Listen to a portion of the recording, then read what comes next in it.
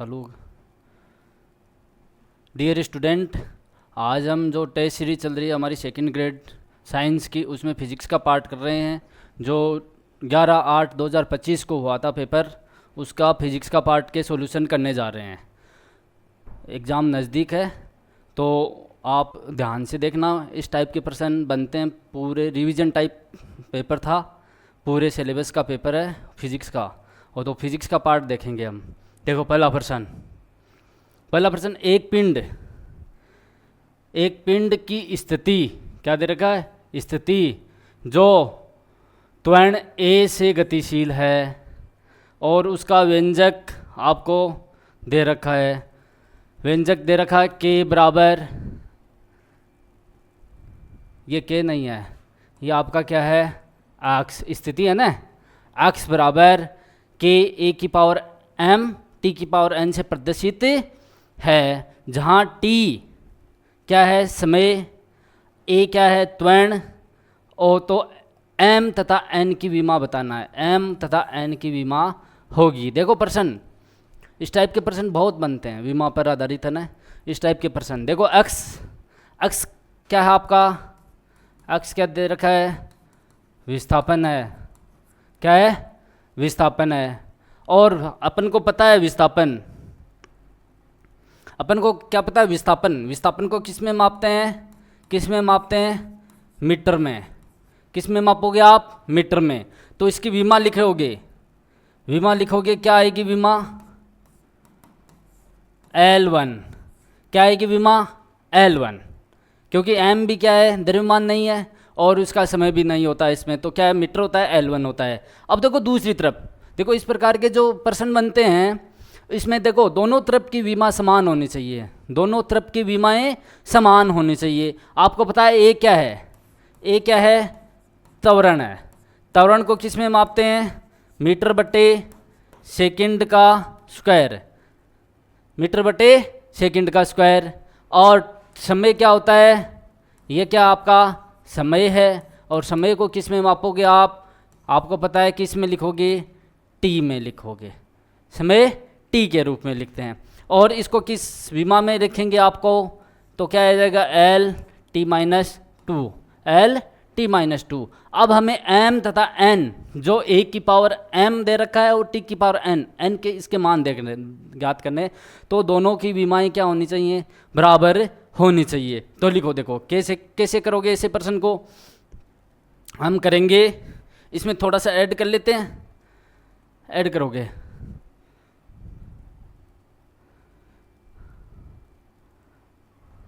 Add करेंगे हम, तो क्या करेंगे? देखो मैं लिख देता हूँ, थोड़ा सा और मोटा कर लेते हैं, ठीक है। दूसरी उधर था m की पावर t l की पावर और t की पावर 0 था। दूसरी तरफ क्या था आपका? k। और क्या था? m की पावर 0 था, l की पावर क्या था आपका? आपका था a, त्वरण था। क्या a त्वरण को किसे? मीटर बट्टे सेकंड का स्क्वायर। और घात क्या है इसकी? m। उसके गुणा में क्या है आपका? समय को किस में निरूपित करते हैं? t की पावर n के रूप। अब देखो k तो कांस्टेंट है आपका, और क्या आ जाएगा? m की पावर 0, l की पावर m और t की पावर माइनस के 2m, फिर t की पावर n। थोड़ा सा और करोगे आप, m की पावर 0, l देखो इधर m ही है ना, m।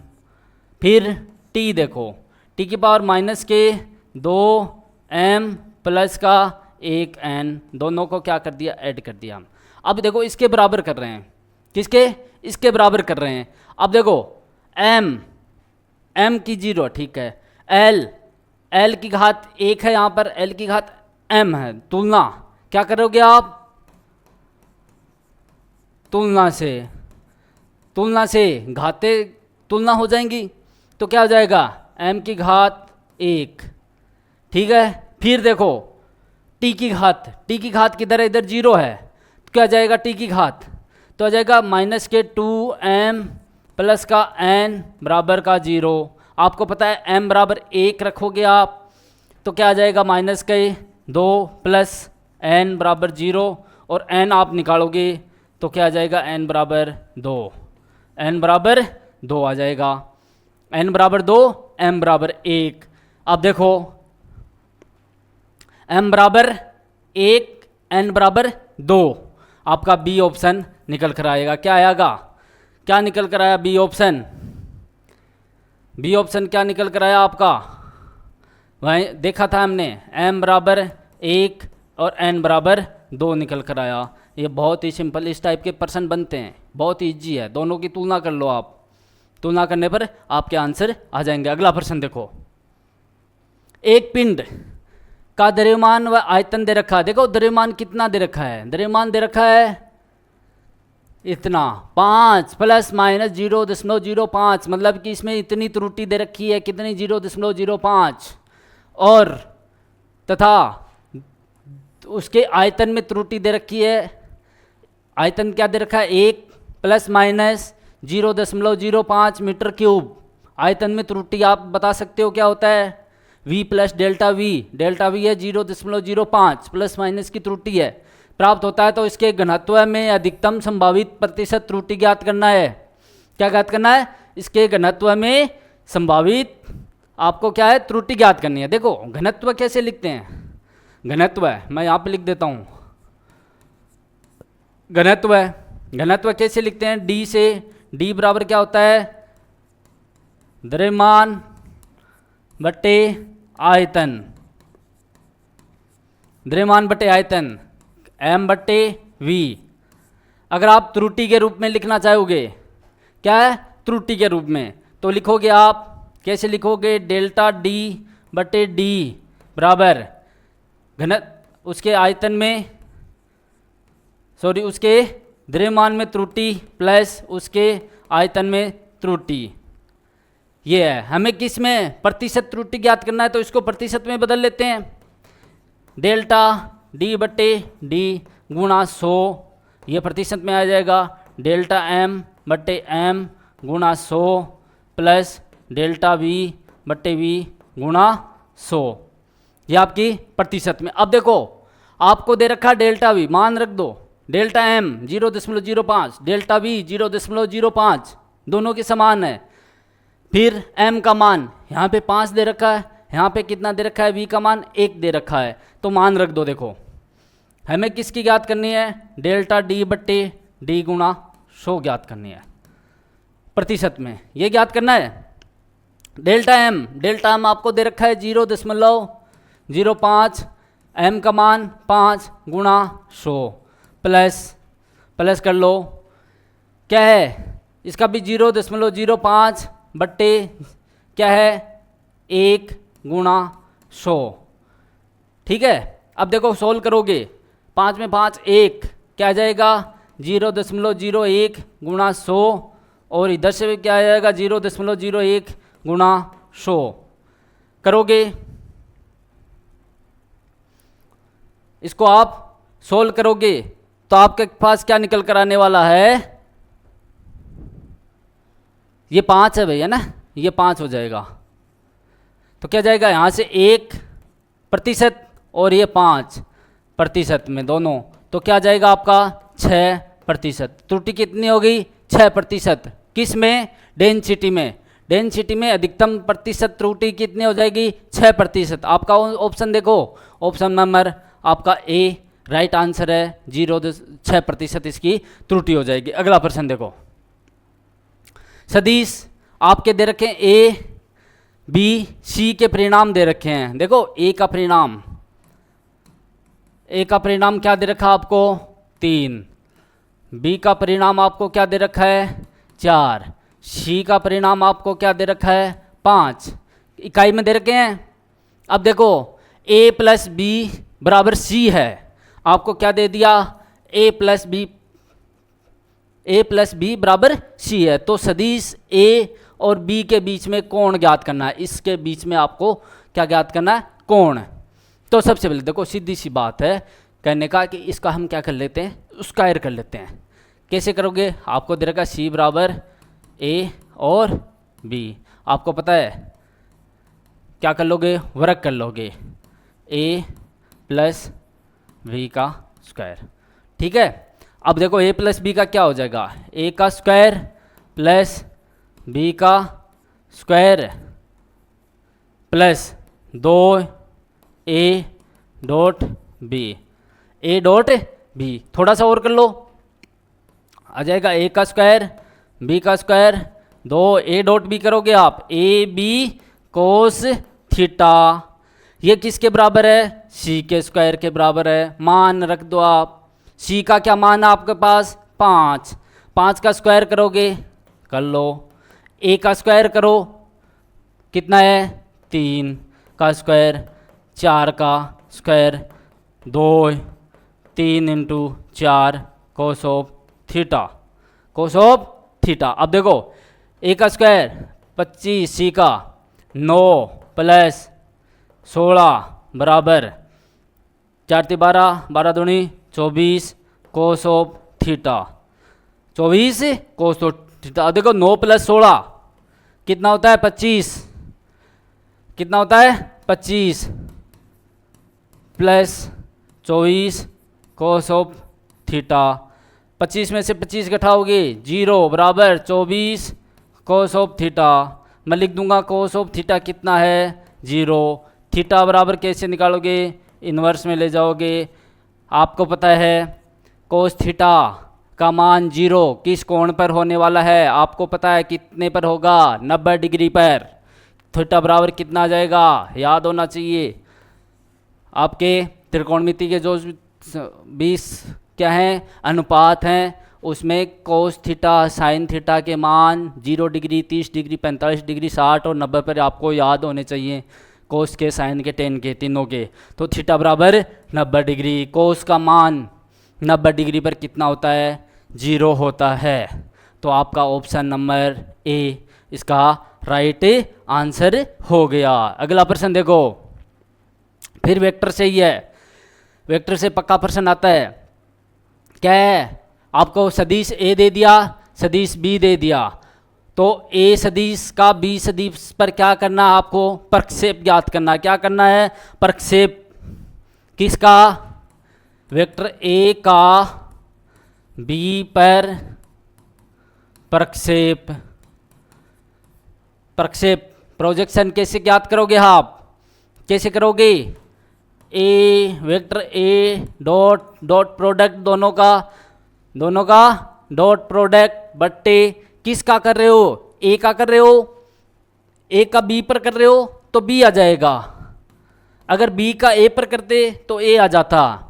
अब देखो मापांक, सबसे पहले बी का हमें क्या ज्ञात करना है, मापांक, उसका परिणाम ज्ञात कर लो। ए बी कितना है, देखो इसका इसके एक गुणांक है उसके स्क्वायर करते जाओ, -1 का स्क्वायर प्लस 3 का स्क्वायर प्लस 4 का स्क्वायर का वर्ग कितना होता है 1 प्लस 9 प्लस 16 कितना हो गया 26, वर्गमूल के 26 आ गया। नीचे वाला तो वर्गमूल 26 देखो इसमें भी है इसमें भी है। अब कैसे करोगे, ए डॉट बी, क्या करना है, ए डॉट बी करना है। ए और बी का देखो इनके जो आई कैप को आई कैप के साथ गुणा करते हैं, गुणांक को 2 - 1 प्लस का चिन्ह 3 × 3 प्लस माइनस का 1 और इंटू 4 करोगे, माइनस का 2 प्लस का 9 माइनस का 4 करोगे 3, क्या आ जाएगा 3 आ जाएगा। तो ए डॉट बी कितना है 3, बी का मापांक, बी का परिणाम कितना है वर्गमूल के 26, वर्गमूल के 26। देखो आंसर कौन सा है आपका, बी नंबर आपका क्या है ऑप्शन सही है, बी 3/वर्गमूल 26। देखो प्रोजेक्शन आपको पता होने चाहिए ज्ञात, देखो डॉट प्रोडक्ट क्रॉस प्रोडक्ट ये आपको आने चाहिए बहुत अच्छी तरह से। प्रश्न आने वाला है इससे, क्या आने वाला है इससे, प्रश्न आने वाला है। अगला प्रश्न देखो, 40 किलोमीटर प्रति घंटे की चाल से गति करती हुई एक कार को ब्रेक लगाकर कम से कम 2 मीटर की दूरी में रोका जा सकता है। भाई एक कार जा रही है 40 किलोमीटर की स्पीड से चल रही है वो, तो क्या है उसका ब्रेक लगाया तो कार रुकी 2 मीटर के अंदर, 2 मीटर उसका विस्थापन हो गया, 2 मीटर के बाद में कार रुक गई तो विस्थापन क्या हो गया 2 मीटर। यदि वही कार क्या है, वही कार कितनी चल रही है 80 किलोमीटर प्रति घंटे की रफ्तार से, कितनी है 80 किलोमीटर प्रति घंटे की रफ्तार से चल रही है, तो अगर हम उसका ब्रेक लगाएंगे तो वो कितनी दूरी पर रुकेगी। तो देखो इस प्रकार के प्रश्न में हम क्या है न्यूनतम दूरी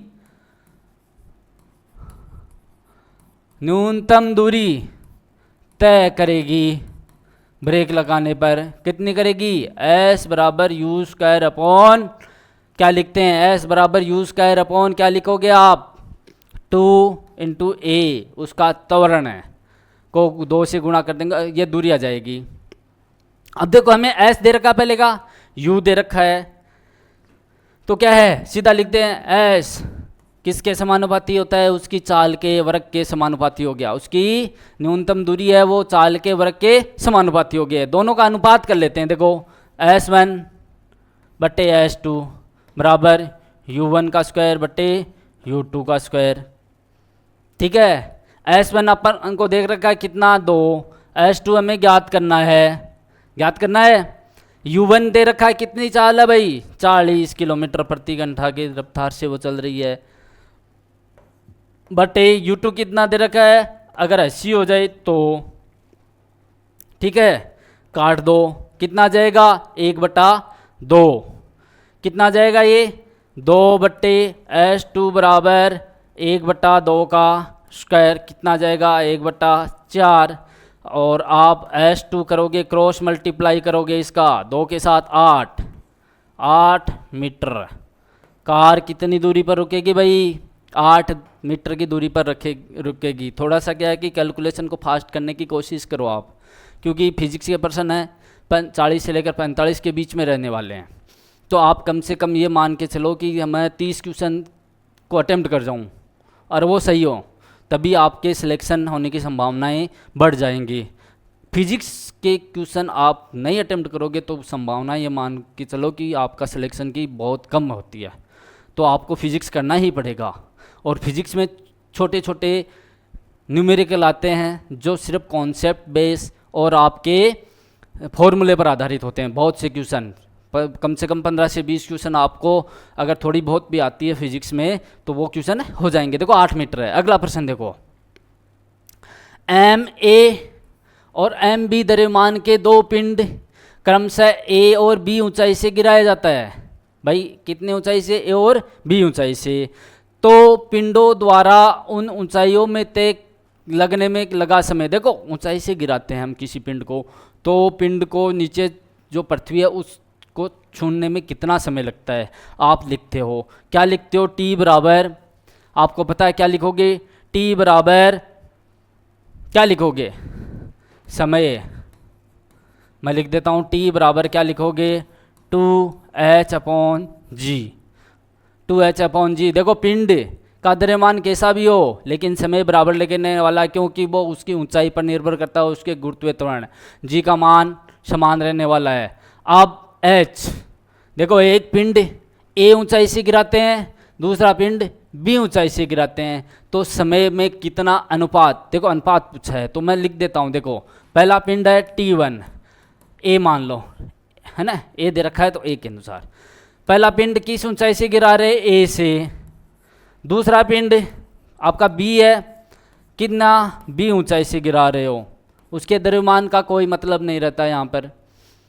तो क्या है, देखो हमें क्या ज्ञात करना है, TA/TB, समय का अनुपात, लगने वाला समय कितना, देखो 2A/G और 2B अपॉन आपका G।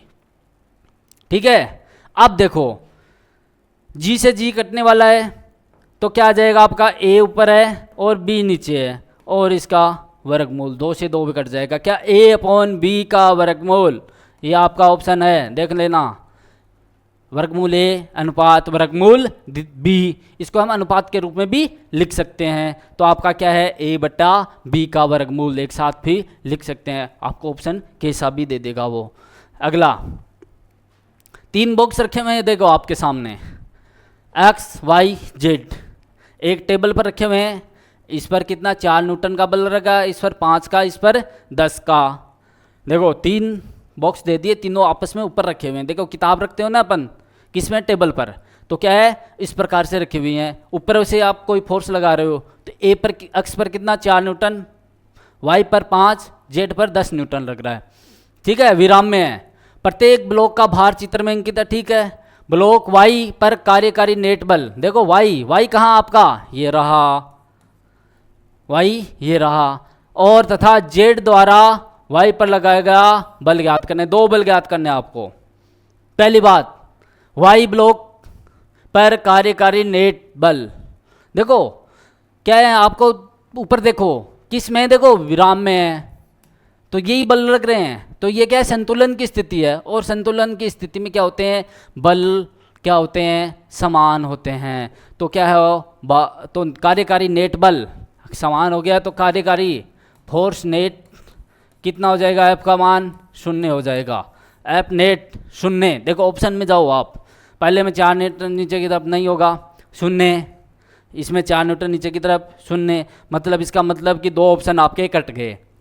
अब देखो जेड ब्लॉक कहाँ आपका, जेड है। जेड पर देखो एक्स और वाई के द्वारा, ये आपका एक्स है और ये वाई है, जेड द्वारा ब्लॉक वाई पर लगाया गया। देखो ये दोनों ब्लॉक के कारण इस पर जेड पर बल लगता है, और जेड भी क्या लगाएगा, उतना ही क्रिया प्रतिक्रिया नियम पढ़ते हैं, उतना ही बल क्या लगाता है वो जेड भी लगाता है। तो देखो कितने न्यूटन है भाई, 5, ये 4 + 5 बराबर कितना आ जाएगा, 9 न्यूटन। कितना आ जाएगा, 9 न्यूटन बल। किधर लग रहा है दोनों ब्लॉक, ये नीचे की तरफ लगा रहे हैं। एक्स और वाई के द्वारा लगाया गया फोर्स 9 न्यूटन है, किस पर, जेड पर लगाता है। अब पूछ रखा है, उल्टा पूछ रखा है मैं, जेड द्वारा ब्लॉक वाई पर। अब देखो जेड भी लगाता है फिर, क्योंकि संतुलन की स्थिति में है। तो आपको पूछा है जेड द्वारा लगाया गया बल, हम लिखते थे एफ जेड। ऊपर की तरफ लगेगा, क्यों, 2 नीचे की तरफ लग रहे, तीसरा ऊपर की तरफ विराम में है, तो उतना ही लगेगा 9 न्यूटन। और वो उसकी दिशा कैसी होगी, ऊपर की तरफ, 9 न्यूटन, दिशा कैसी होगी, ऊपर की तरफ। देखो दोनों ब्लॉक एक्स वाई नीचे की तरफ लगा रहे हैं, और जेड उन पर क्या लगा रहा है, वाई पर लगा रहा है। तो कितना, 9 न्यूटन ऊपर की तरफ। देखो 9 न्यूटन ऊपर की तरफ, 0, 9 न्यूटन ऊपर की तरफ। ये हो गया आपका ऑप्शन भी। बहुत ही अच्छा प्रश्न है, बहुत ही अच्छा प्रश्न है। अगला प्रश्न देखो, 2 वस्तुएं जिनके द्रव्यमान m तथा 4m है। देखो द्रव्यमान दे दिया उसने, m तथा 4m है, समान गतिज ऊर्जाओं से गतिमान है। गतिज ऊर्जाएं समान है भाई। मैं लिख देता हूं, काइनेटिक एनर्जी आपका फर्स्ट ब्लॉक है और काइनेटिक एनर्जी सेकंड ब्लॉक है। दोनों की गतिज ऊर्जाएं समान। आपको क्या ज्ञात करना, रेखीय संवेग ज्ञात करने भाई। कितना, रेखीय संवेग। देखो m1 कितना दे दिया, m2 कितना दे दिया, 4m। आपको कितने गतिज ऊर्जा, रेखीय संवेग कैसे लिखते हैं आपको पता है, आपको रेखीय संवेग p लिखते होगे ना आप, p क्या होता है आपका संवेग, p बराबर mv। ये तो था आपका संवेग, यही तो रेखीय संवेग होता है। देखो काइनेटिक एनर्जी को कैसे लिखते हो, 1/2 पहले पिंड के लिख रहे हैं m1 v1 का स्क्वायर, ठीक है, और बराबर दूसरे पिंड के लिए लिखोगे 1/2 m2 v2 का स्क्वायर। मैं क्या करता हूँ, इसको m1 से ऊपर नीचे गुणा कर देता हूँ, इसको m2 से ऊपर नीचे गुणा कर देता हूँ, लिख दो 1/2 m1 का स्क्वायर v1 का स्क्वायर बट्टे m1, 1/2 m2 का स्क्वायर v2 का स्क्वायर बट्टे m2, ठीक है। रेखीय संवेग क्या लिखा, p बराबर mv। तो देखो ये भी mv है, ये भी mv लिख सकता हूँ, 1/2 दोनों से काट सकते हो आप, p1 का स्क्वायर बट्टे m1, p2 का स्क्वायर बट्टे m2। हमें क्या ज्ञात करना है, हमें ज्ञात करना है p1 बट्टे p2, दोनों का स्क्वायर आ रहा है, P2 को इधर ले आए, M2 ऊपर चला जाएगा, M2। अब हमें ज्ञात करना है P1/P2, तो क्या जाएगा, वर्गमूल M1/M2। M1 कितना है, M है, M2 कितना है, 4M है, वर्गमूल कर लो आप 1/2, 1/2, 1/4 लिख दो, फिर 1/2, 1:2। ऑप्शन है क्या का आपका, option number C, option number C है 1:2। बहुत ही अच्छा प्रश्न है। देखो रेखीय संवेग पूछ लिया आपसे, कई बार क्या गतिज रेखीय संवेग बराबर देके गतिज ऊर्जा पूछ लेता है, यही प्रश्न दे देगा और कहेगा कि रेखीय संवेग समान है तो गतिज ऊर्जाओं में क्या है, आपको अनुपात पूछ लेगा। तो देखो इस प्रकार से ही कर लेते हैं, उल्टा लेकर चल जाएंगे, तो क्या दिक्कत है, बहुत ही अच्छे प्रश्न है। एक आपका क्या है, पिंड है जो अक्ष के अनुदिश गति कर रहा है, के अनुदिश एक परिवर्ती बल क्या है, F बराबर 5 - 4x + 3x स्क्वायर के प्रभाव में क्या कर रहा है, वो गति कर रहा है। तो x बराबर 0 से x बराबर 10 मीटर तक प्रतिस्थापित होता है, वो कितना है, 0 से लेकर 10 मीटर तक उसको विस्थापित कर दिया हमने।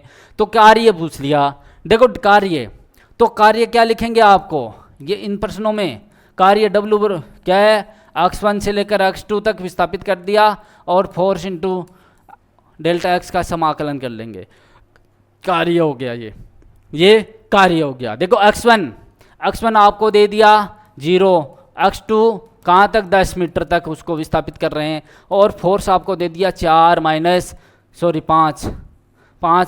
4x + 3x का स्क्वायर। अब आपको समाकलन करना आना चाहिए, समाकलन 0 से लेकर 10 तक क्या है, 5 - 4x प्लस का 3x का स्क्वायर इंटू dx।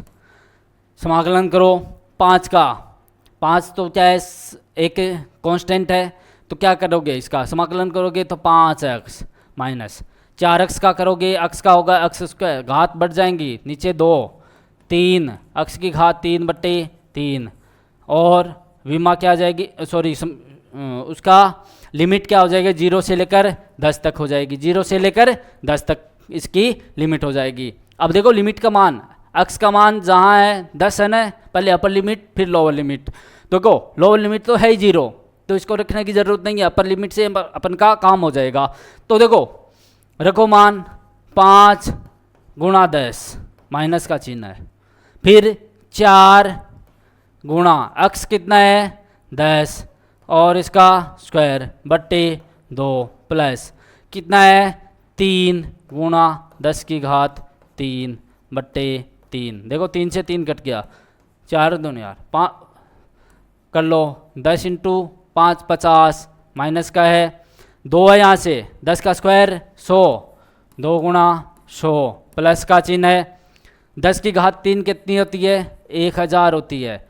आप करोगे 50 - 200 प्लस का 1000 करोगे आप, आपका कितना आ जाएगा 850 जूल, 850 जूल। कार्य किस में आ जाएगा, जूल है क्या ऑप्शन आपका, ऑप्शन बी, ऑप्शन बी। थोड़ी सी कैलकुलेशन फास्ट होगी तो हम इन क्वेश्चनों को इजी क्वेश्चन है, हम इसको कर लेंगे।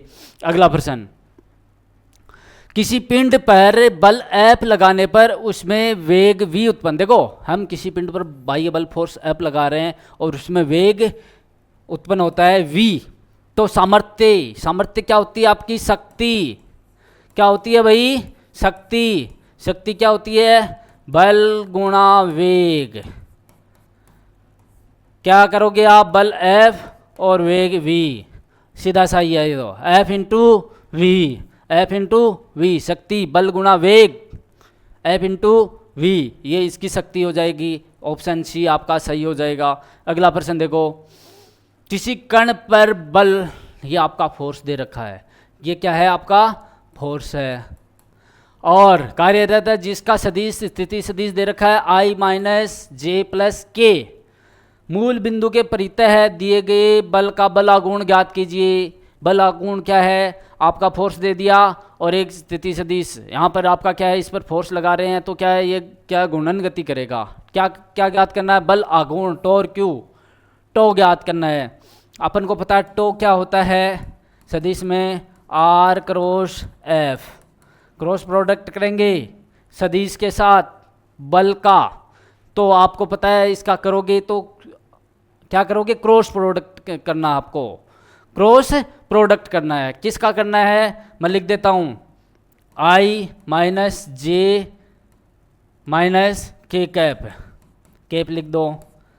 इसका किसके साथ करना है आपको, बल के साथ, 7i plus 3j minus 5k cap.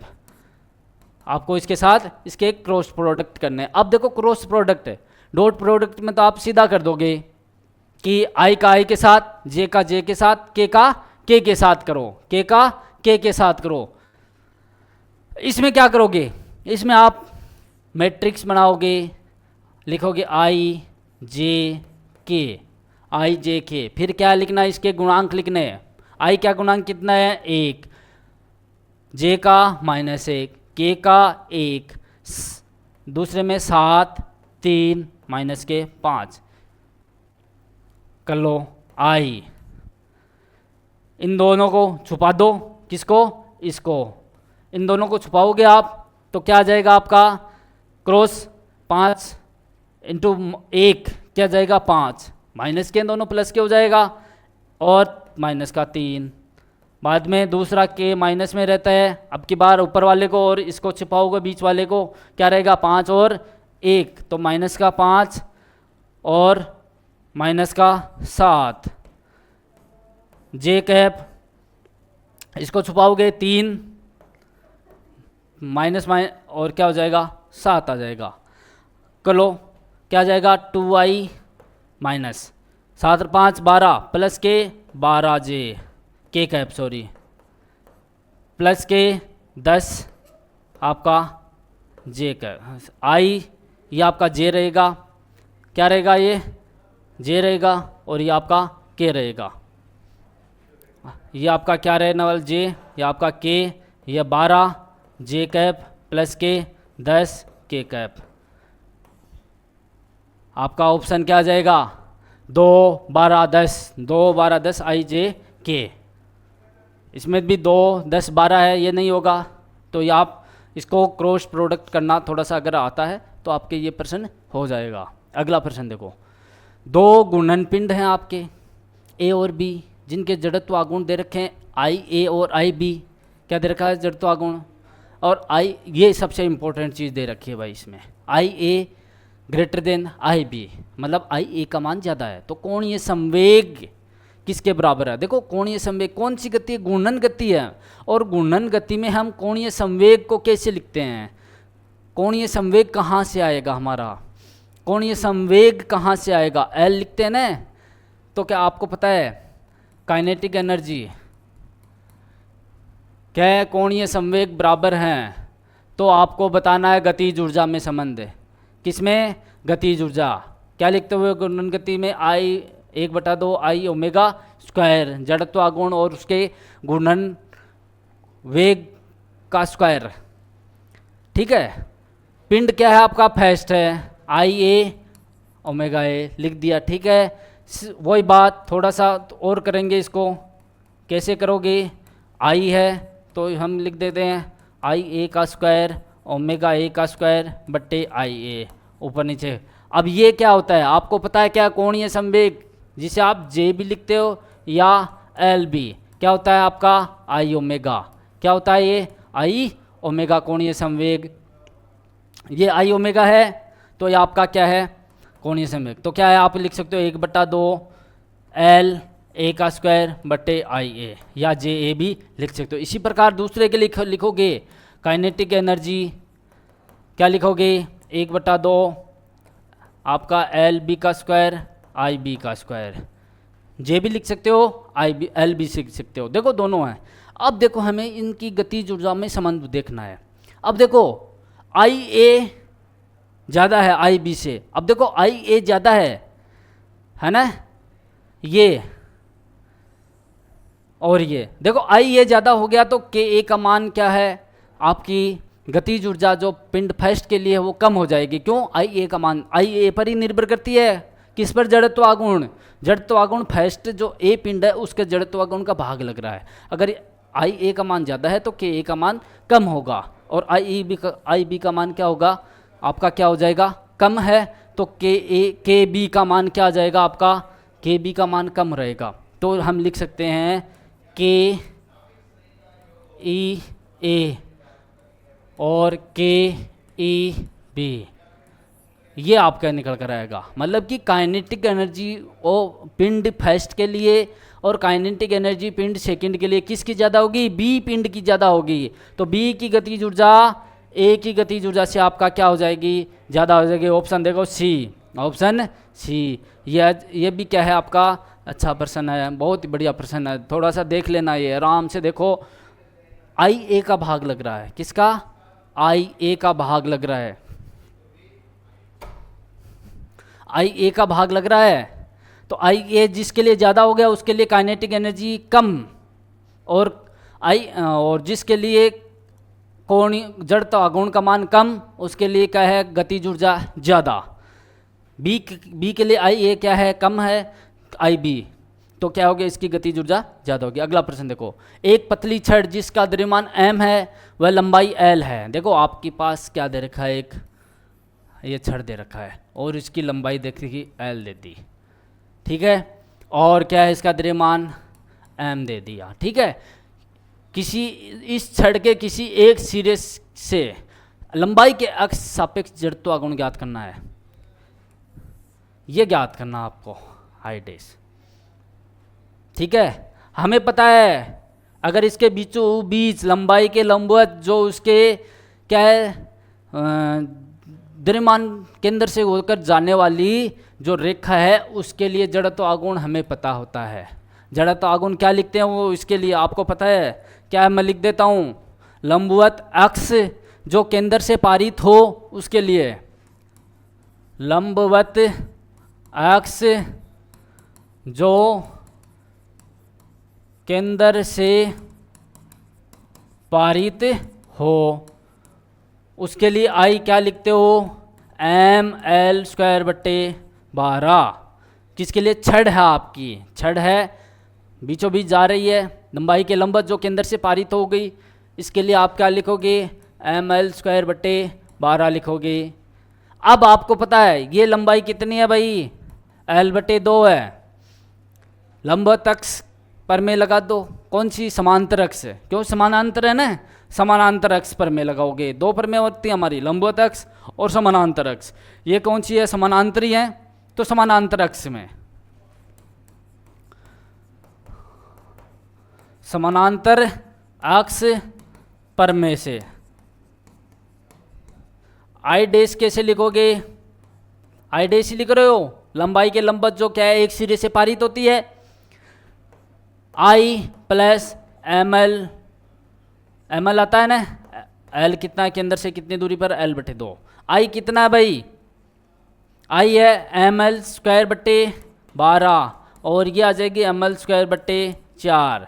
तो आपका आई क्या आ जाएगा, जोड़ोगे दोनों को और आपका आ जाएगा एम एल स्क्वायर बट्टे 3, एम एल स्क्वायर बट्टे 3। आपका ऑप्शन क्या हो जाएगा, आपका बी ऑप्शन इसमें सही हो जाएगा। देखो बी ऑप्शन है, बहुत ही अच्छा प्रश्न है, बहुत ही अच्छा आपका प्रश्न है। अगला प्रश्न देखो, एक कोई बर्फ है पर चलते समय, देखो हम बर्फ पर चलने और फिसलने से बचने के लिए छोटे छोटे कदम उठाते हैं, क्यों, बहुत ही अच्छा प्रश्न है भाई, क्यों उठाते हैं, ऐसे नॉर्मल देखते हैं, हाँ टाइल लगी होती हैं हमारे फर्श पर और बारिश हो गई, बारिश हो गई तो टाइल क्या हो जाएगी, ऊपर पानी रहेगा, गिल्ली हो जाएंगी, तो हम क्या धीरे धीरे चलेंगे ताकि फिसल ना जाएं।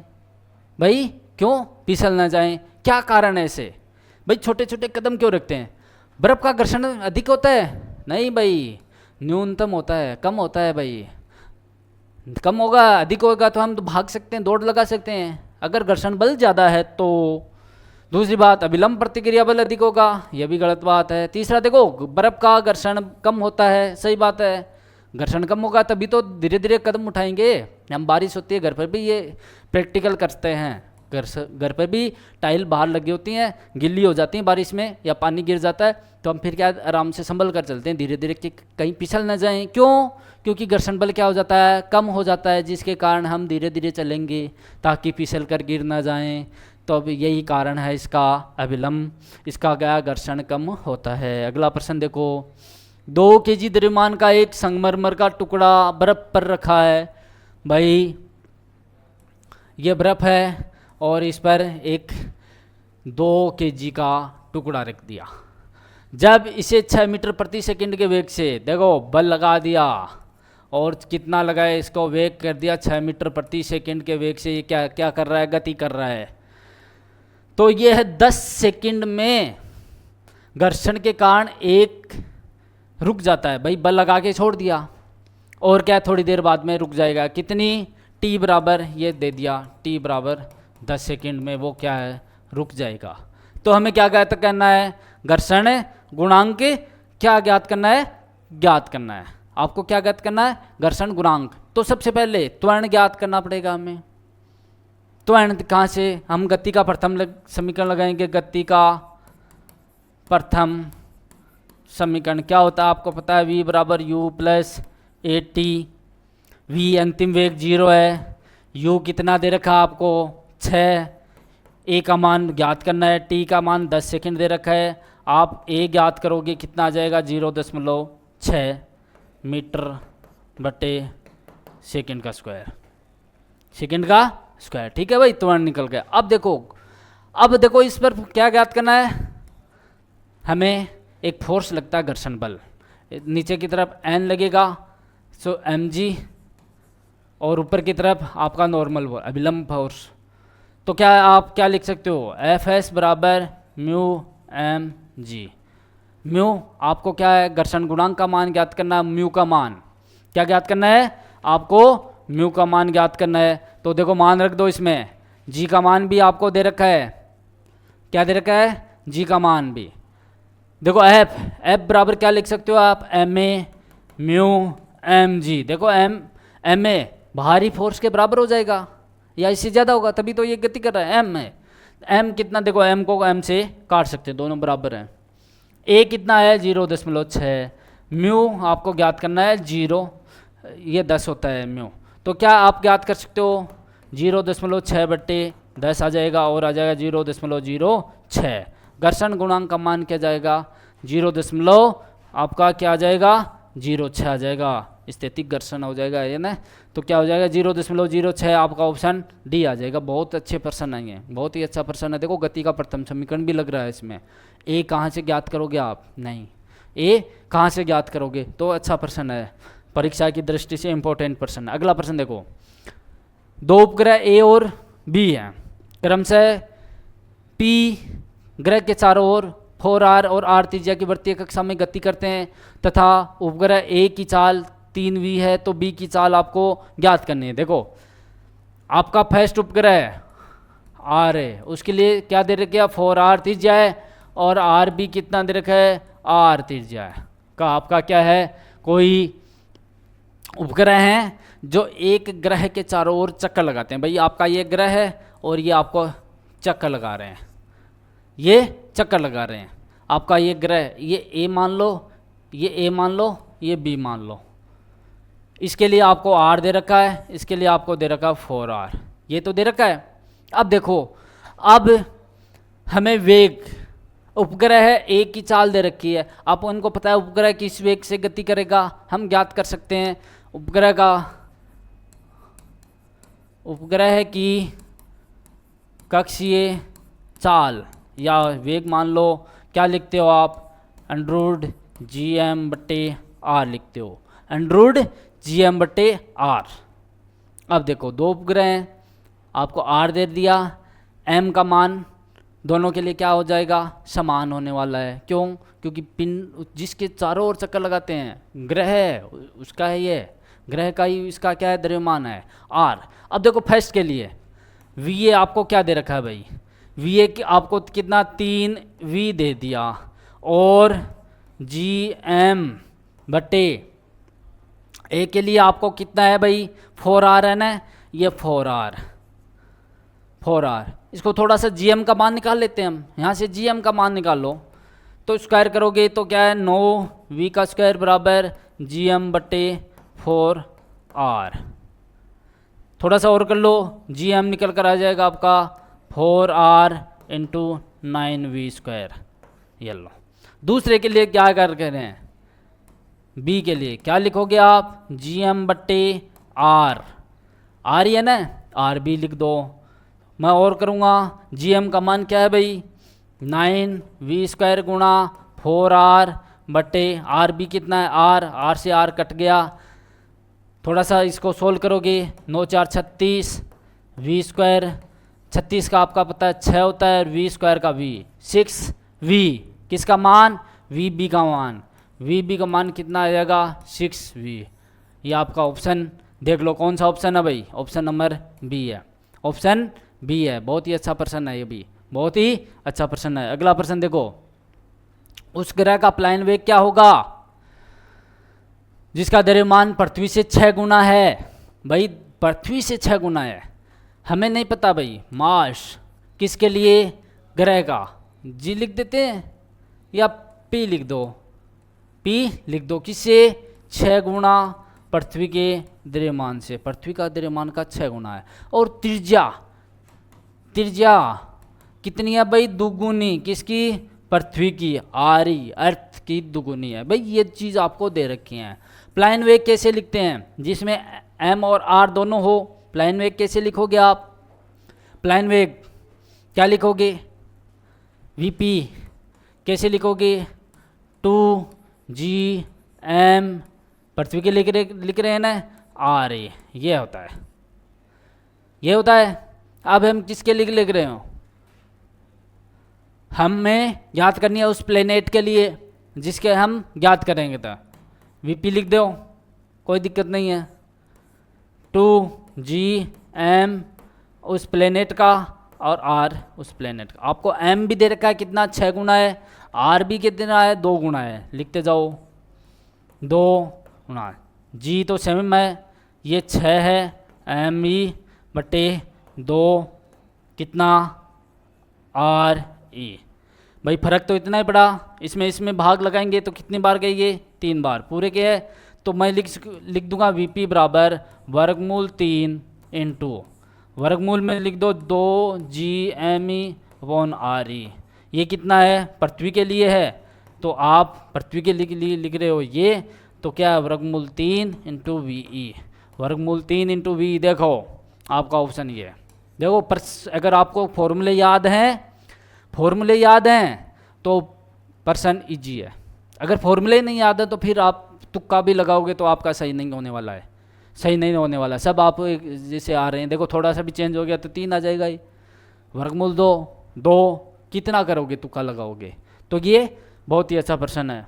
अगला प्रश्न देखो, भूमध्य रेखा पर, आप भूमध्य रेखा पर खड़े हो और ध्रुव की तरफ जा रहे हो, क्या है, ये आपके ध्रुव हैं, ये आपकी भूमध्य रेखा है, इधर जा रहे हो, ये क्या है, ध्रुव हैं, ये क्या है आपकी भूमध्य रेखा, या आपको विषुवत रेखा भी बोल सकते हो। भूमध्य रेखा, भूमध्य ये रेखा है, आप क्या जा रहे हो, ध्रुव की तरफ जा रहे हो, तो जी के मान में क्या परिवर्तन होता है भाई, हम लिखते हैं, देखो जब पृथ्वी अपने अक्ष पर घूमती है तो जी घूर्णन के कारण जी में क्या परिवर्तन होगा, किसके कारण, घूर्णन से जी में परिवर्तन।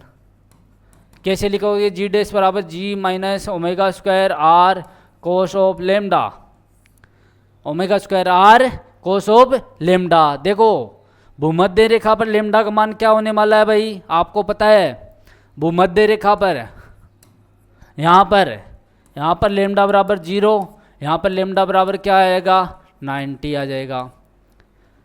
अब देखो लेमडा 0 रखोगे, कोस 0 का मान आपको पता है क्या होने वाला है, कोस 0 1 होता है और कोस 90 क्या होता है, 0 होता है। मान रखोगे जी डैश बराबर g minus omega square are आएगा, एक तो ये आएगा आपका भूमध्य रेखा पर, और जी डैश बराबर जी आ जाएगा, ये आ जाएगा आपका ध्रुवों पर। ये आ जाएगा ध्रुवों पर जी का मान। अब देखो किसका मान ज़्यादा है, देखो इसमें तो कुछ घट रहा है जी में से, तो ये मान कम है और जी है ये, तो मान क्या हो रहा है, बढ़ रहा है। मान क्या होता है, बढ़ रहा है। तो ये आपका ऑप्शन सी आ जाएगा, ऑप्शन सी है। ये प्रश्न पूछने का अलग अलग तरीके होते हैं कि आप 1 kg का पिंड है उसको ध्रुव पर ले जाते हैं और बाद में भूमध्य रेखा पर ले जाते हैं, तो उसके वजन में क्या फ़र्क हो गया भाई, ध्रुव पर वजन ज़्यादा होता है और किस पर, भूमध्य रेखा पर कम होता है। तो ये प्रश्न इस प्रकार से भी पूछा जा सकता है कि कैसे भी प्रश्न पूछ सकते, लेकिन आपको तरीका आपको ये याद रखना है। बहुत ही अच्छा प्रश्न है। अगला प्रश्न देखो, किसी ठोस के प्रत्यास्थ नियतांक निर्भर नहीं, देखो वो आपका ठोस है और प्रत्यास्थ नियतांक होते हैं, वो किस पर निर्भर करते हैं। देखो आपको पता है ठोसों के प्रत्यास्थ नियतांक किस पर निर्भर करेंगे, नहीं करते हैं, वो आ जाएगा आपका पदार्थ की प्रकृति पर करता है। एक तो पदार्थ की प्रकृति, दूसरा पदार्थ के ताप, पदार्थ की विमा, पदार्थ की क्रिस्टलीय संरचना, किसकी, पदार्थ की क्रिस्टलीय संरचना, और अशुद्धि की मात्रा, अशुद्धि की मात्रा पर क्या करते हैं, ये निर्भर करते हैं। बस अब देख लो किस पर, देखो ताप पर करेगा, सही बात है करेगा, अशुद्धियों पर निर्भर करेगा, पदार्थ की क्रिस्टलीय संरचना पर करता है, आकार और आकृति पर नहीं करता भाई, आकार और आकृति पर आपका निर्भर नहीं करता।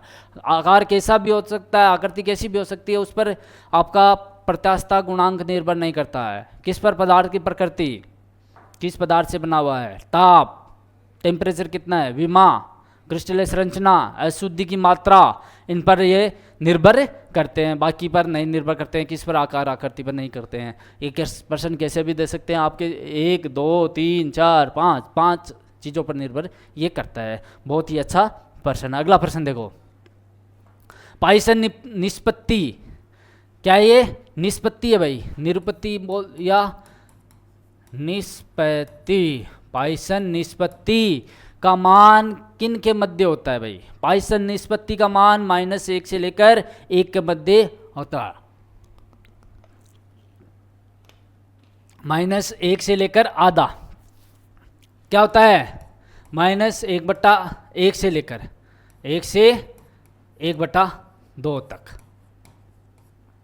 ये आपको याद करना है। पाइसन निष्पत्ति बहुत बार पूछते हैं, ये प्रश्न बहुत बार आया हुआ है कि पाइसन निष्पत्ति का मान होती क्या है वैसे। पाइसन निष्पत्ति, पाइसन निष्पत्ति होती है कि भाई कोई भी आपका पिंड है उसकी त्रिज्या में परिवर्तन, देखो त्रिज्या में परिवर्तन या व्यास में परिवर्तन होता है ना, उसके अनुपात, जब प्रारंभिक परिवर्तन कितना है और प्रारंभिक त्रिज्या होती, कैसे लिखते हैं इसको, पाइसन निष्पत्ति को क्या लिखते हैं, त्रिज्या में परिवर्तन बटे प्रारंभिक त्रिज्या, डेल्टा R/R, ये होती है पाइसन निष्पत्ति। और इसका मान क्या होता है, -1 से लेकर आधा, ये मान होता है आपका क्या हो, ये मान क्या होता है, सैद्धांतिक रूप से सत्य है। प्रायोगिक कई बार पूछते हैं कि पाइसन निष्पत्ति का प्रायोगिक मान क्या होगा, ये होता है 0 से लेकर आधा तक होता है। प्रायोगिक जो हम काम में लेते हैं क्या है, प्रायोगिक, प्रायोगिक होता है 0 से आधा, और ये आपका क्या है, सैद्धांतिक मान है। दोनों पूछ सकते हैं, कई बार पूछ सकते हैं पाइसन निष्पत्ति का प्रायोगिक मान 0 से 1/2 या पाइसन निष्पत्ति का मान -1 से 1/2 के मध्य होता है। ये भी इनके मध्य ही तो बिलोंग करता है, प्रायोगिक तो हम काम में लेते हैं। अगला प्रश्न देखो, क्या दे रखा है, यदि किसी गैस के अणुओं जो कठोर हैं दृढ़ गोला माना जाए तो उसकी सांद्रता ईटा है का इसका परमताप T वर्गमूल के साथ परिवर्तन कैसा होता है। देखो दोनों में क्या होता है, ईटा क्या होता है, उसके ताप के वर्गमूल के समानुपाती होता है भाई। सांद्रता गुणांक उसके ताप के वर्गमूल के समानुपाती होता है। अब देखो आपको पता है ये दे रखा है, देखो ये तो नहीं होने वाला, ग्राफ बनाएंगे तो ये भी नहीं होने वाला है, ये भी नहीं होने वाला, तो होगा क्या, ये इसके साथ ये परिवर्तित होता है, कांस्टेंट चलेगा 90 डिग्री पर, नहीं सॉरी 45 डिग्री पर चलेगा। यहाँ से कितना इसको बढ़ा दो, ये 45 डिग्री पर ये चलेगा। तो क्या है, इसके समानुपाती होता है। बहुत ही अच्छा प्रश्न है, ऑप्शन नंबर बी आपका कर सकते हो आप। अगला प्रश्न देखो, निम्न में से कौन सा धारारेखीय प्रवाह को प्रदर्शित नहीं करता। देखो धारारेखीय प्रवाह, धारारेखीय प्रवाह देखो, धारा में एक अणु के पीछे दूसरा अणु चलेगा, यह प्रदर्शित करेगा। क्यों, सेम एक अणु के पीछे उसी पथ पर चलता है। ये भी देखो उसी पर पथ चलेगा, इसमें देखो उसी पथ पर चल रहा है। ये देखो यहाँ पे क्रॉस, ये आपस में नहीं काटते। धारारेखीय प्रवाह क्या है, आपस में नहीं काटते हैं। तो ऑप्शन आपका सी सही है। यहाँ पर क्या है, दो दिशा हो जाएंगे, जो संभव नहीं है भाई। धारा की दो दिशा थोड़ी होती हैं, धारा जो जल धारा बहती है वो एक दिशा में बहती है। यहाँ पे दो डायरेक्शन हो जाएंगे। हम इसकी प्रॉपर्टी पढ़ेंगे तो आ जाएगा, ऑप्शन सी हो जाएगा। विक्षुब्ध प्रवाह के लिए रिनोल्ड का मान, रिनोल्ड संख्या का मान, रिनोल्ड संख्या को हम किससे निरूपित करते हैं, आर से निरूपित करते हैं। किसके लिए, आर से। जो विक्षुब्ध प्रवाह होते हैं वो उनके लिए रिनोल्ड का मान होता है 2000 से ज़्यादा। देखो ये 2000 से कम दे रखा है तो ये नहीं होगा, ये सही है। 2000 से ज़्यादा रिनोल्ड का मान, संख्या का मान होता है वो क्या, आपके प्रवाह क्या होते हैं, विक्षुब्ध प्रवाह होते हैं। इस प्रकार से ये चलेंगे। किस प्रकार से, इस प्रकार से ये विक्षुब्ध प्रवाह होते हैं। क्या है, घूमते हुए चलेंगे। तो क्या है, रिनोल्ड्स का मान क्या है, 2000 से ज़्यादा हो जाएगा। अगर इनके बीच में होगा तो ये धारारेखीय प्रवाह भी नहीं कह सकते, विक्षुब्ध भी नहीं कर सकते हैं। 2000 से कम हो रहा है, 1000 के बराबर, ये विक्षुब्ध प्रवाह में आपका क्या होगा, धारारेखीय प्रवाह में आ जाएगा। तो क्या है, रिनोल्ड्स संख्या का मान 2000 से ज़्यादा होना चाहिए। अगला प्रश्न देखो, आर प्रतिरोध के 5 ओम दिए गए हैं। पहले 3 को समानांतर क्रम में जोड़ते हैं। देखो पहले को, दूसरा, तीसरा समानांतर क्रम में, फिर उसके बाद में क्या है, 2 प्रतिरोध को श्रेणी क्रम में जोड़ रहे हैं, 1 2। ये आपका ए बिंदु है, ये आपका बी बिंदु है, ये भी आर है, ये भी आर है। अब आपको क्या ज्ञात करना है, तुल्य प्रतिरोध ज्ञात करना। देखो समांतर क्रम वाले को जोड़ो। आप कैसे जोड़ोगे, इसके लिए आर तुल्य ज्ञात करोगे। क्या होता है, 1/r बराबर 1/r1 plus 1/r2 plus 1/r3। ये क्या है, तीनों बराबर हैं। करोगे यहाँ से rp निकालोगे, क्या आ जाएगा, r/3 निकल कर आ जाएगा, r/3। अब आपका क्या रहेगा, ये आपका r/3 है, ये दूसरा r है, ये तीसरा r है, ये ए और बी रह गया। अब जोड़ लो, श्रेणी क्रम में तो डायरेक्ट जोड़ लेते हैं। आर इक्विवेलेंट क्या आ जाएगा, r/3 plus r plus r। जोड़ोगे आप, 3 3 6 1 7/3 r, 7/3 r। देखो 7/3 r आपका ऑप्शन में क्या है, बी नंबर ऑप्शन आपका सही है। आपका क्या है, बी नंबर ऑप्शन आपका सही है। अगला प्रश्न देखो, अगला दे रखा है 0.015 मीटर स्क्वायर क्षेत्रफल का एक लूप है जो वलय 0.40 टेस्ला, क्या दिख रहा है, चुंबकीय क्षेत्र दे रखा है। ये क्या क्या दे रही है आपको, चुंबकीय क्षेत्र में रखा गया है।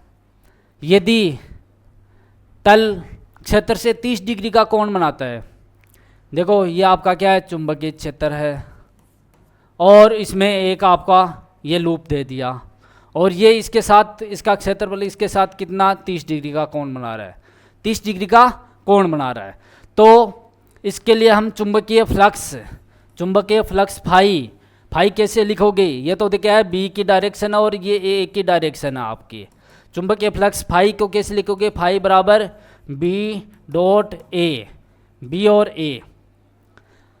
थोड़ा सा इसको खोलोगे, B.A को BA cos ऑफ थीटा। अब देखो थीटा का मान, ये थीटा 30 डिग्री है, लेकिन ये नहीं है क्योंकि ये तो क्षेत्रफल से कितने 30 डिग्री, इसके साथ कितना बनाएगा, फिर देखो 90 ये आपका कर लो, क्या जाएगा आपका थीटा, थीटा आ जाएगा 90 माइनस 30, क्या जाएगा 60 डिग्री। कितना आ जाएगा 60 डिग्री।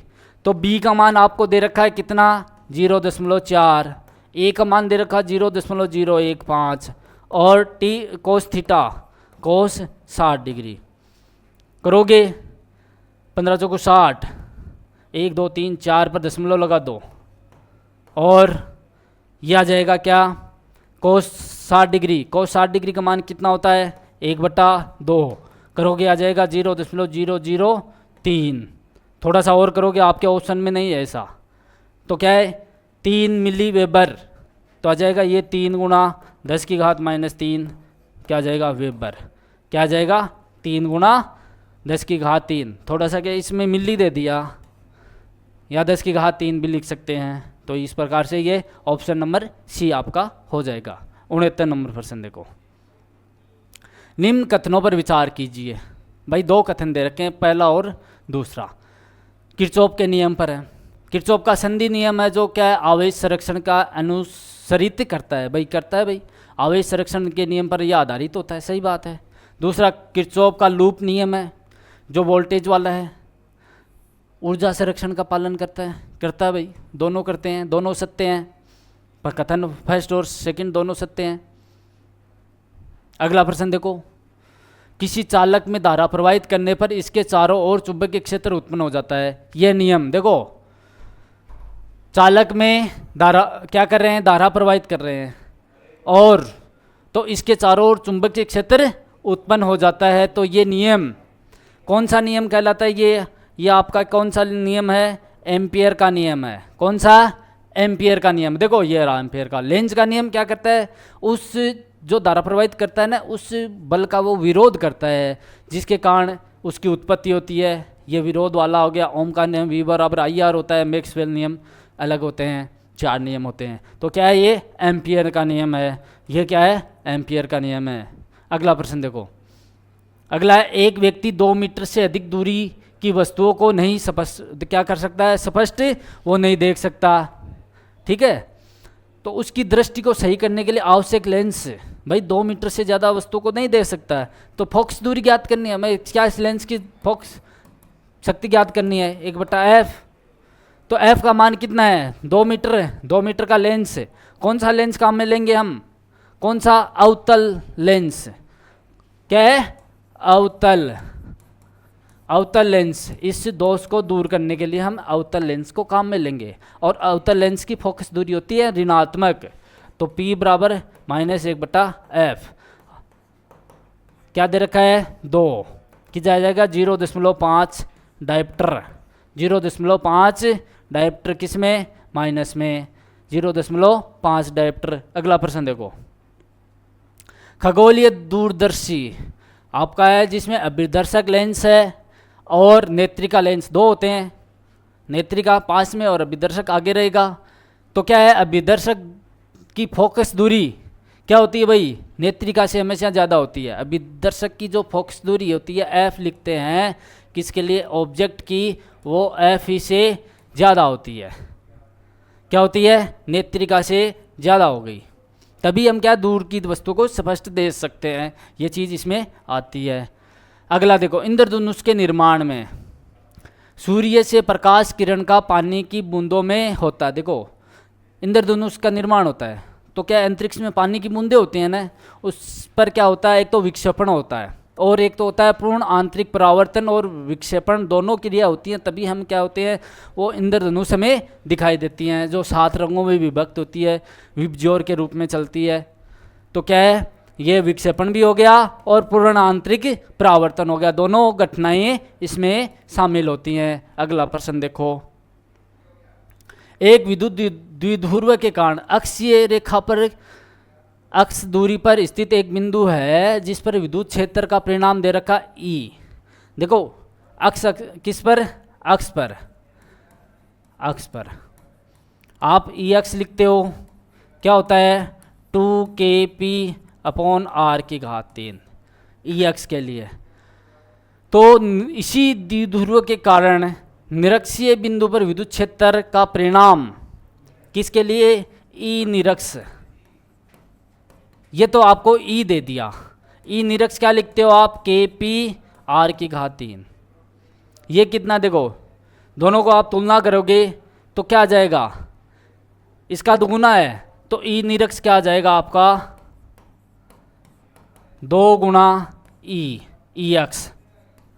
ई एक्स आपका ई दे रखा है तो क्या आ जाएगा 2 इंटू ई, 2e, ये क्या आ जाएगा 2e आ जाएगा। प्रश्न नंबर इसमें क्या हो जाएगा, ए ऑप्शन सही होगा चौथर में। अगला प्रश्न देखो, एक पेराविद्युतांक क्या है, गोला है, एक स्थिर विद्युत क्षेत्र ई में रखा हुआ है। भाई पेराविद्युत गोला है आपका और इसको विद्युत क्षेत्र हम ई में रख देते हैं, किस में, ई में, ठीक है। तो पेराविद्युत गोले के अंदर विद्युत क्षेत्रफल, विद्युत क्षेत्रफल थोड़ा है, विद्युत क्षेत्र ही होगा, ये क्या होगा, विद्युत क्षेत्र। और इसकी पारगम्यता क्या दे दी है इस पेराविद्युत गोले की, एप्सिलॉन आर दे रही है। तो इस प्रकार का ये क्या है, डेरिवेशन करेंगे लंबा है, तो आप डायरेक्ट याद कर सकते हो ई। गोले के अंदर आपको विद्युत क्षेत्र ज्ञात करना है तो ई इन लिख दो, क्या लिखोगे आप, ई इन लिखोगे, ऊपर 3 याद रखना, एप्सिलॉन आर प्लस 2 और ई, बाहर विद्युत क्षेत्र ई है, 3 बट्टे एप्सिलॉन आर प्लस 2 इंटू ई, ये ऑप्शन या ई जीरो दिया रखा था, ई जीरो, तो ये आपका बी ऑप्शन इसमें सही हो जाएगा। ग्रेजुएशन का पार्ट का क्वेश्चन है तो आप इसको डायरेक्ट याद कर सकते हो। 3/2, देखो 3/2 ये याद रखना कि 3/2 आ जाएगा। ये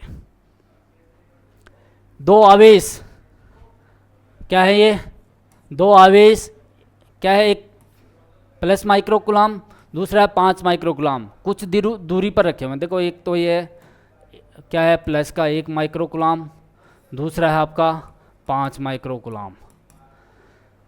सीधा उन पर लगने वाले बलों का अनुपात क्या होगा, क्या होगा भाई, बल एफ क्या लिखते हो आप, कुलाम का नियम, के बराबर K1 K2, एफ बराबर K1 K2 upon are square लिखते हैं, F12। अब क्या कह रहा है, इस आवेश के कारण इस पर बल लग रहा है और इस आवेश के कारण इस पर, दोनों का अनुपात पूछ रखा है, तो क्या है, हम दोनों का अनुपात बराबर होने वाला है, क्या है, हम लिखते हैं ना F12 बराबर F21। एक आवेश दूसरे आवेश पर बल क्या लगता है, समान लगता है, लेकिन क्या है, विपरीत दिशा में लगते हैं, क्या लगते हैं, विपरीत दिशा में ये क्या है, बल लगाते हैं। एक की दिशा इस तरफ होगी और दूसरे की इस तरफ होगी, तो क्या है, इसका अनुपात पूछ रखा है, तो दोनों बल क्या हो जाएंगे, समान हो जाएंगे परिणाम में, और दिशा क्या हो जाएगी, इनकी विपरीत हो जाएगी। सिंपल प्रश्न है ये। अगला देखो, एक समतल ध्रुवण पट्टिकाओं की व्यवस्था में इनके तल इस प्रकार अभिविन्यासित हैं कि उनसे पारगमित प्रकाश की तीव्रता अधिकतम है, प्रकाश की तीव्रता अधिकतम हो रही है भाई। आपतित प्रकाश को अध्रुवित माने तो इनमें से एक पट्टिका को कितने कोण से घुमा दें कि पारगमित प्रकाश की तीव्रता अधिकतम तीव्रता की 3/4 रह जाए। कितनी रह जाए भाई, 3/4, 3/4 रह जाए। देखो इसमें क्या लगाएंगे हम, कौन सा लगाएंगे हम लगाएंगे मेलस का नियम। क्या लगाओगे, मेलस का नियम। 2 पट्टिकाएं हैं, कितने कोण पर रखी हुई हैं कि पारगमित पहले क्या अधिकतम था, फिर क्या घुमा रहे हैं उसको पट्टिकाओं के, कितने डिग्री पर घुमाएंगे कि पारगमित प्रकाश की तीव्रता 3/4 रह जाए। तो मेलस का नियम क्या होता है, I बराबर I0 कोस स्क्वायर थीटा। क्या होता है, I बराबर I0 कोस स्क्वायर थीटा। हमें ये इस थीटा का मान ज्ञात करना है। देखो कितने डिग्री से घुमा रहे हैं, ये दे रखा आपका I बराबर 3/4 I0, 3/4 दे दिया, रख दो मान 3/4 I0 बराबर I0 cos square theta. I0 से I0 कटा, 3/4 कोस स्क्वायर थीटा, तो कोस थीटा क्या आ जाएगा, वर्गमूल 3/2 प्लस माइनस में, किसमें, प्लस माइनस में।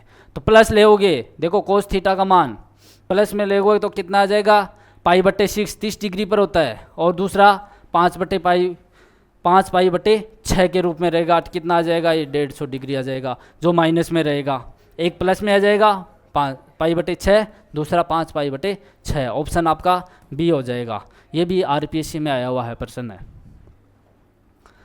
अगला प्रश्न देखो, यदि व्यतिकरण क्या है, व्यतिकरण उत्पन्न करने वाले दो स्रोतों के आयामों का अनुपात दे रखा है, क्या है, A1 अनुपात A2 दे रखा है, कितना दे रखा है, 3 अनुपात 5 दे रखा है। तो उच्चिष्ट और निम्निष्ट तीव्रता हमें क्या ज्ञात करनी है, I मैक्सिमम और I मिनिमम, इनकी तीव्रताओं का अनुपात ज्ञात करना। I मैक्सिमम देखो आयाम के रूप में लिखेंगे, A1 और A2 दोनों को जोड़ देंगे, I मैक्सिमम आ जाएगा, स्क्वायर कर दोगे, और A1 माइनस A2 का स्क्वायर। थोड़ा सा और सोल्व करोगे क्या आ जाएगा, A1 बटे A2 प्लस 1, A1 बटे A2 माइनस 1, इनका स्क्वायर। A1 बटे A2 दे रखा है, कितना दे रखा है आपको, 3/5 प्लस 1 और 3/5 प्लस माइनस, इसमें क्या आ जाएगा, 1 आ जाएगा, और इनका स्क्वायर आ जाएगा। जोड़ोगे 8/5 और 2 माइनस के 2/5 स्क्वायर आ जाएगा, और सोल्व करोगे कितना आ जाएगा, 8/2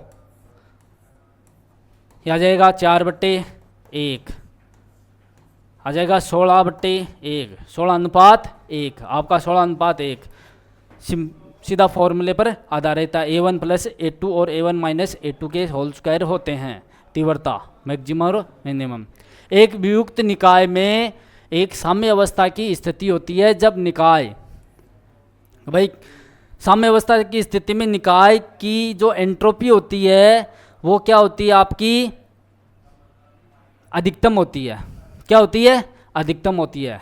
एंट्रोपी क्या हो जाएगी, अधिकतम होगी, मिनिमम नहीं होगी, अधिकतम होती है। मुक्त ऊर्जा अधिकतम कोई मतलब नहीं है, विभाजन भी न्यूनतम का मतलब नहीं है। तो क्या आ गया आपका, उसकी एंट्रोपी अधिक होगी।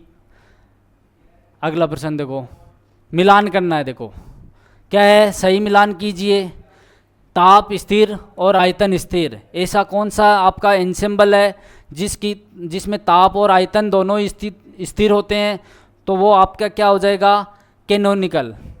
कौन सा हो गया, कैनोनिकल। 3 नंबर। ऊर्जा और कणों की संख्या स्थिर होती है, ऊर्जा और कण उसमें माइक्रो कैनोनिकल एंसेम्बल में होते हैं, माइक्रो कैनोनिकल एंसेम्बल में। ताप और रासायनिक विभव इसमें ग्रांड कैनोनिकल एंसेम्बल 4 नंबर। ये रहा। मूल प्रणाली की प्रतियां एंसेम्बल में होती हैं 3 2 4 1, 3 2 4 1, ऑप्शन बी। ये प्रश्न बहुत बार हमने इसको करवा चुके हैं, तो ये प्रश्न बहुत बार रिपीट होते हैं, कैसे भी आ सकते हैं। अगला प्रश्न देखो, पीवीटी से प्रदर्शित एक निकाय के लिए गिब्स मुक्त ऊर्जा G दे रखी है, एंथैल्पी S दे रखी है, ऊर्जा क्या है, ये U है भाई, तथा एंट्रोपी S में सही संबंध क्या है। देखो क्या है सही संबंध, तो गिब्स ऊर्जा हम किस में लिखते हैं, गिब्स ऊर्जा G बराबर क्या लिखोगे, G बराबर H minus T S, T dot S. देखो H माइनस ये रहा, एक में ही है तो आप इससे भी कर सकते हो। अगर फिर आपको H का पता हो, H बराबर क्या होती है, U प्लस पी वी। क्या है, एंथैल्पी को कैसे लिखते हैं, H बराबर U प्लस पी वी। तो मान रखते जाओ आप, तो G बराबर एक हो जाएगा H T D S. H का मान रख दिया आपने, U plus P V minus T S. आपका ऑप्शन बी है, ऑप्शन बी है भाई। आपकी गिब्स मुक्त ऊर्जा, एंथैल्पी, आंतरिक ऊर्जा, एंट्रोपी, इनमें संबंध आते हैं, तो ये आपके थर्मोडायनेमिक्स का क्वेश्चन है। अगला प्रश्न देखो, पाइयोन, पाइयोन पाई 0, पाई प्लस, पाई माइनस की आइसोस्पिन और विचित्रता आपको ज्ञात करनी है। देखो भाई इनकी विचित्रता क्या होती है, पाइयोन की विचित्रता होती है 0, विचित्रता इसकी होती है 0, और आइसोस्पिन हम ज्ञात करेंगे। आइसोस्पिन को हम किससे निरूपित करते हैं, m बराबर 2i प्लस 1, और आइसोस्पिन कितनी होगी, 0 होगी। सॉरी विचित्रता, विचित्रता क्या होगी 0, तो m बराबर लिखोगे 2 × 0 प्लस 1, तो m आ जाएगा आपका 1 प्लस का m क्या, आइसोस्पिन कितनी हो जाएगी 1 और विचित्रता 0। ऑप्शन आपका बी सही हो जाएगा। अगला प्रश्न देखो, 27 डिग्री ताप पर न्यूट्रॉन की डी ब्रोगली तरंगदैर्घ्य लेमडा है, तो 927 डिग्री पर इसकी क्या हो जाएगी, इसका मान क्या हो जाएगा। देखो न्यूट्रॉन की हम क्या लिखते हैं, लेमडा, किसके लिए, डी ब्रोगली, कितना आ जाएगा 25.2 बट्टे वर्गमूल टी, ताप के वर्गमूल के व्युत्क्रमानुपाती होती है भाई, सीधा ही लिख दो, लेमडा एन बराबर क्या हो जाएगा, ताप के वर्गमूल के व्युत्क्रमानुपाती होती है। अब हमें क्या, एक की डी ब्रोगली तरंगदैर्घ्य लेमडा दे रखी है, लेमडा किसके है भाई, ये टी याद कर लेते हैं, 27 डिग्री है, केल्विन में करोगे आप 273, कितना आ जाएगा 300 केल्विन। दूसरे के लिए 2 के 927 प्लस के इसमें 273 और जोड़ोगे, ये आ जाएगा आपका 1200 केल्विन, 1200 केल्विन। तो पहले का कितना है 300 केल्विन, दूसरे की लेमडा हमें ज्ञात करनी है, कितने 1200, दोनों का अनुपात कर लो, लेमडा बट्टे लेमडा डेस, क्या है वर्गमूल में, ऊपर 1200 आ जाएगा, नीचे 300 आ जाएगा, करोगे क्या आ जाएगा 4 बट्टे 3 आ जाएगा, क्या आ जाएगा, ये 4 ही रहेगा, 4 बट्टे 1, तो क्या आ जाएगा लेमडा बट्टे लेमडा डेस, क्या आ जाएगा 2 बट्टे 1, तो हमें लेमडा डेस ज्ञात करना है, लेमडा डेस आ जाएगा लेमडा बट्टे 2, क्या आ जाएगा, उसकी तरंगदैर्घ्य डी ब्रोगली की क्या है 900, जो 27 डिग्री से आधी हो जाएगी, वो कितनी हो जाएगी, लेमडा बट्टे 2 हो जाएगी। अगला प्रश्न देखो, एक क्या है, किसका है ये नाभिक, क्या है आपका, ये कौन सा नाभिक है भाई, ये आपका कॉपर का नाभिक है, सी दे रखा है ना, ये CU है, कॉपर का नाभिक है, के लिए मापित त्रिज्या दे रखी है कितनी, आर बराबर कितनी दे दी है, 4 × 10⁻13 सेंटीमीटर है। तो किसके लिए, mg के लिए आपको ज्ञात करनी है। तो हम क्या लिख सकते हैं, त्रिज्या का क्या लिखते हैं, r बराबर r0 1/3। अगर हम r CU कॉपर के लिए लिखेंगे तो r0 एक कितना है इसमें 64/1/3, ठीक है, और इसका मान आपको दे रखा है कितना 4 × 10⁻13 सेंटीमीटर है।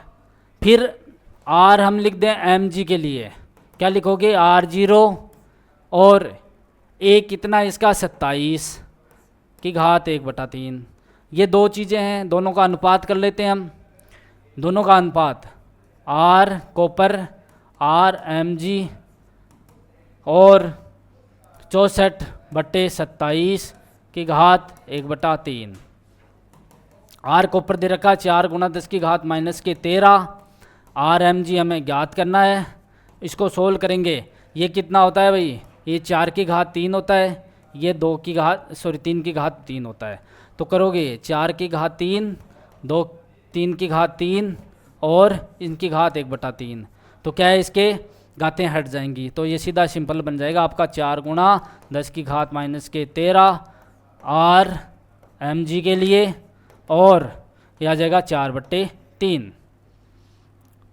r mg आ जाएगा आपका,